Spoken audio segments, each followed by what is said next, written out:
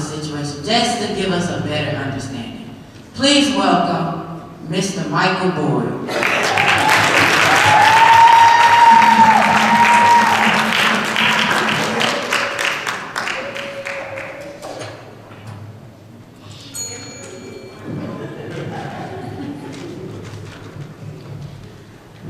Since y'all like to keep it real, that's what I'm going to do with you today. I'm going to keep it real. And I'm going to come to you from what the Bible says. We understand that friendships are important. People need friends. People to hang out with, people to talk to, so on and so forth. And I just wanted to share with you a story from the Bible. It comes from 2 Samuel. And it talks about a man by the name of Ahithophel.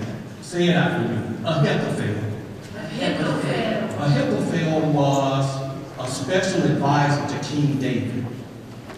Matter of fact, the Bible says that his advice was so good that it seemed like it came straight from God himself. King David and Ahithophel had been boys for a long time. That's the reason why he made him special advisor to the king. He was right next to the king. Anytime the king needed advice, he went to Ahithophel. But there was a situation that happened where King David's son, by the name of Absalom, decided that he wanted to take over his dad's place, run him out of town, and gain the favor of the people of Jerusalem.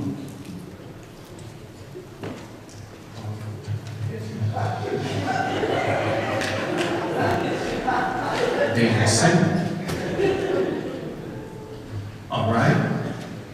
Absalom decided he wanted to take his dad's place.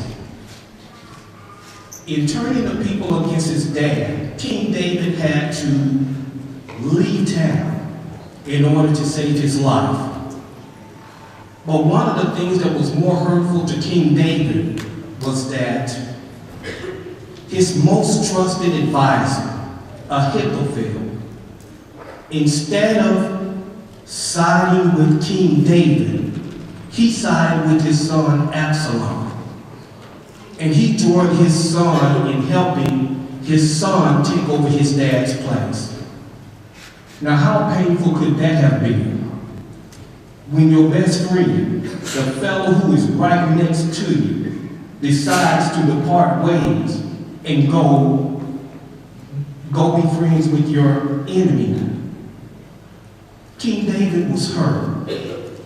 But there is some history behind why Ahithophel decided to side with Absalom. The Bible says that Ahithophel had a son by the name of Absalom. And if you read a few chapters before that, the Bible says, well, let me stop there and I'll read it to you. It says,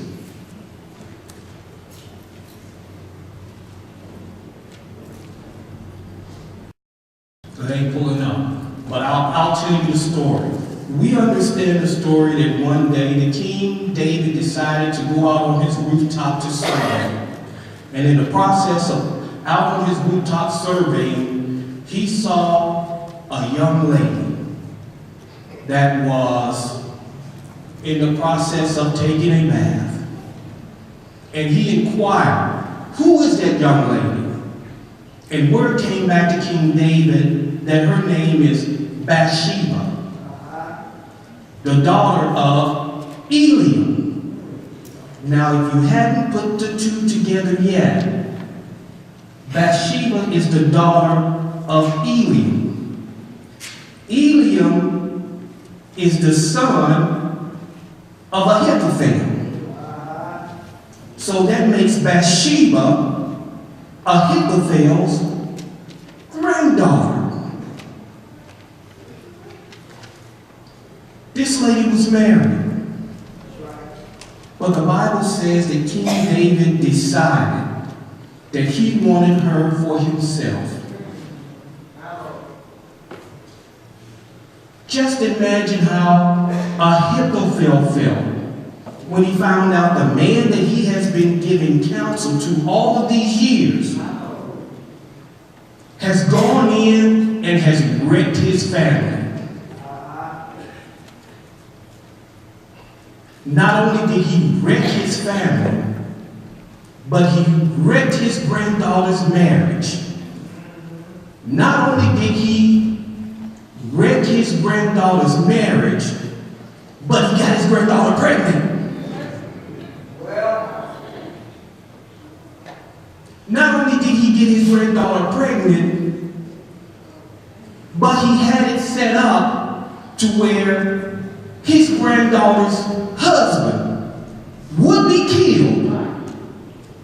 And after the 30 days of mourning, King David swooped in and married her.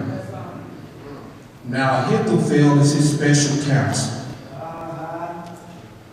And he's seeing all of this happen. Does David know that Eliam was his son? I want to say yes, he did. Because if you're that close to people and you're working with people that long, you get to know who their children are. So he knew, but David wanted Bathsheba for himself. Now just imagine, all of this is being bottled up in Ahithophel. He's still doing his job. He's still giving the king counsel. But yet he's still feeling the pain of what his friend did to his family.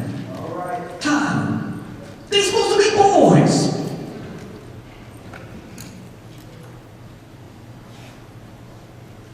And you've done this to me and my family. So when Absalom rises up to decide that he wanted to take his daddy's place and take his throne and take over Jerusalem, what was Ahithophel going to do? Would he stay with his best friend, the person who he has been advising for so many years? Or do we go with his son? The Bible says that Ahithophel brushed David off and he went with his son to help his son overthrow his daddy.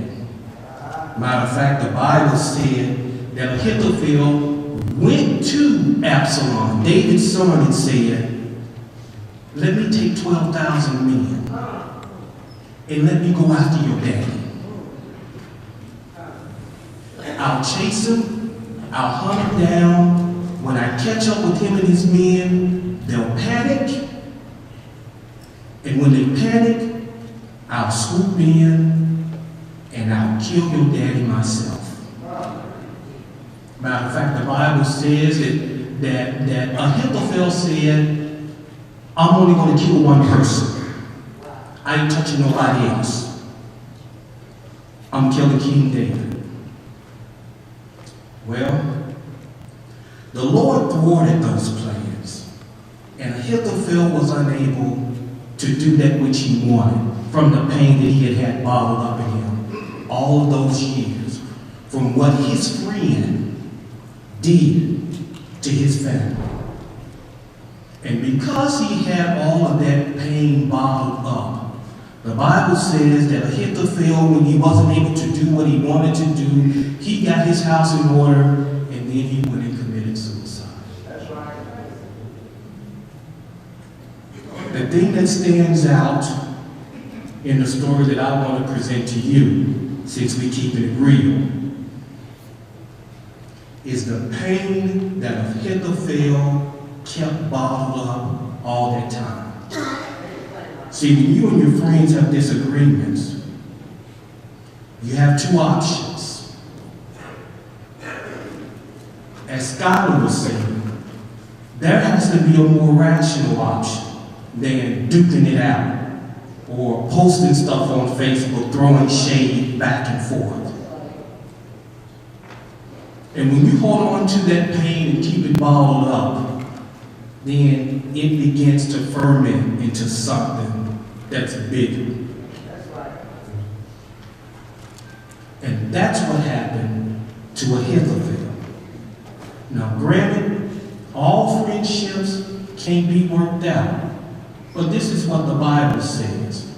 And it comes from Matthew chapter 18, verses 15 through 17, where it says, if your brother sins against you, go and tell him his fault. You go and tell him what they did wrong.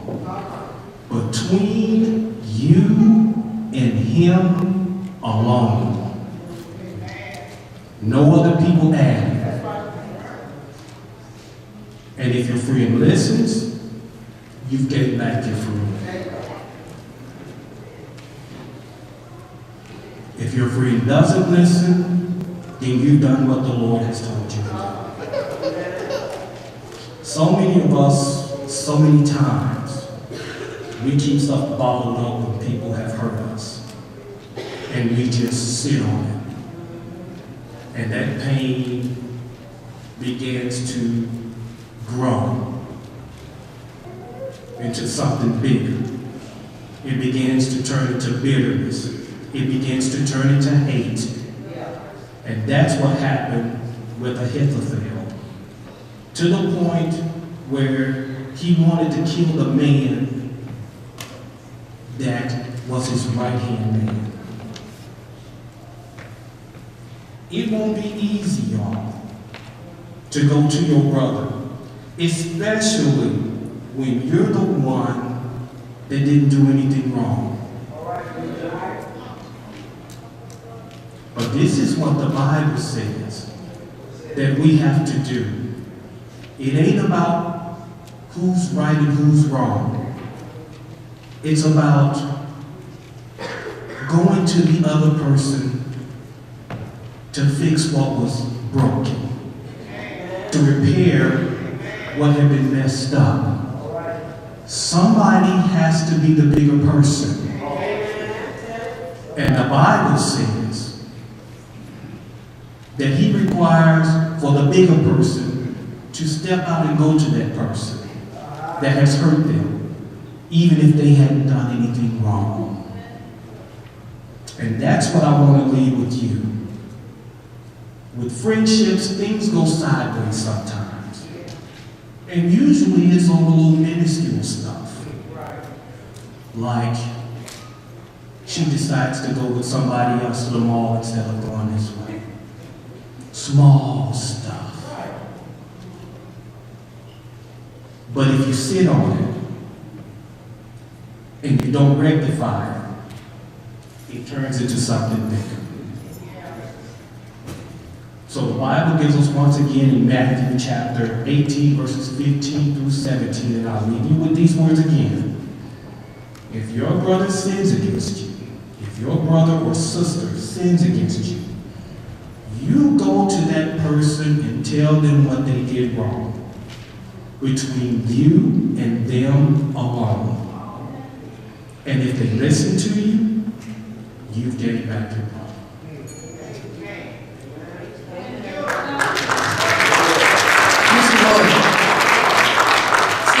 Spiritual expert, we have a question from the audience. It's a tough question, but you're an expert, so you got this. It says, why did Jesus pick 12 fake friends to be with him? Didn't they betray him, doubt him, deny him? Didn't they all fall asleep when they needed him the most? Well, all 12 weren't fake. Dr. King has a quote which says, you never see the real person when everything is going well. But when that person is under pressure, that's when you see what that person is really made of. So when Peter told Jesus he would never leave his side, and Jesus told Peter, you're going to deny me 3 times. I wouldn't say Peter was fake. Peter was under pressure, and Peter gave in to pressure. The pressures of life can, temporarily make you see something that you think, is one thing, but when isn't.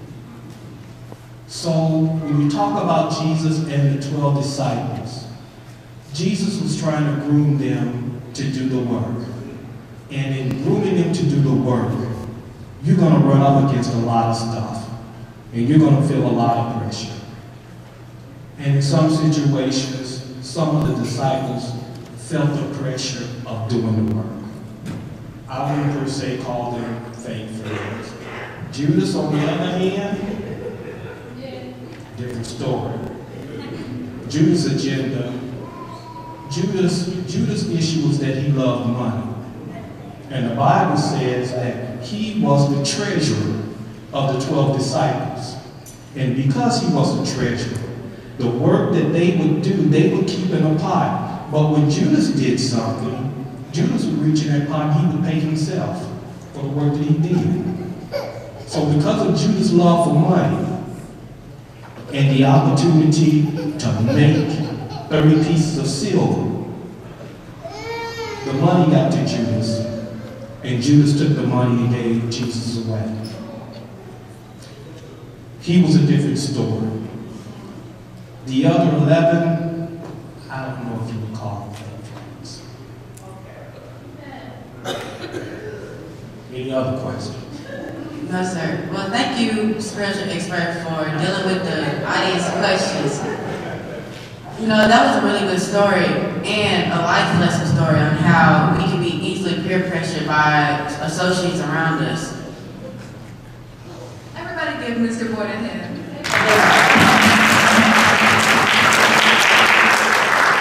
And I guess me and AJ learned something today. I guess you should go and talk to your friend and tell him what he did wrong. Oh, I will. Well, no matter what you're thinking then, God's gonna keep it real with you to the very end. Tune in next time on Keeping It Real with the Truth.